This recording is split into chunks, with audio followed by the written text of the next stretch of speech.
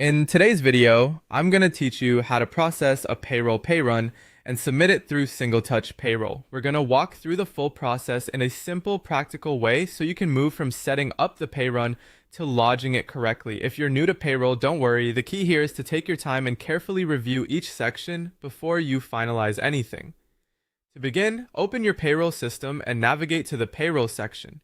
From there, go into Pay Runs. This is where you'll manage the current payroll cycle and access the tools needed to process wages for the selected period. Make sure you're in the correct business file and working in the right pay schedule before moving ahead, especially if you manage more than one payroll frequency. Once you're in the pay runs area, click Add Pay Run. You'll then be prompted to choose the relevant pay period. Select the correct period carefully because this determines which dates, employee payments, and payroll obligations are included. After confirming the pay period, click Process to generate the pay run. At this stage, the system will usually pull in employee pay information based on the setup already in place, such as standard hours or recurring earnings. Now it's time to verify the pay slips.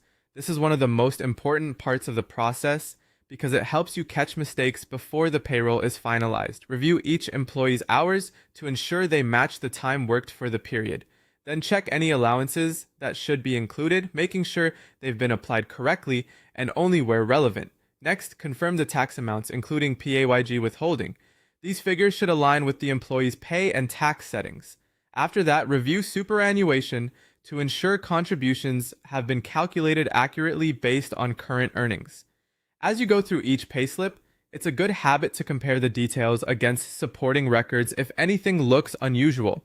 A quick review now can save you time correcting issues later. Once everything has been checked and you're confident the figures are accurate, click Post Pay Run. Posting finalizes the payroll data in the system, so it's important to do this only after completing your review. After the pay run has been posted, submit it through Single Touch Payroll or STP to the ATO. This step reports the payroll information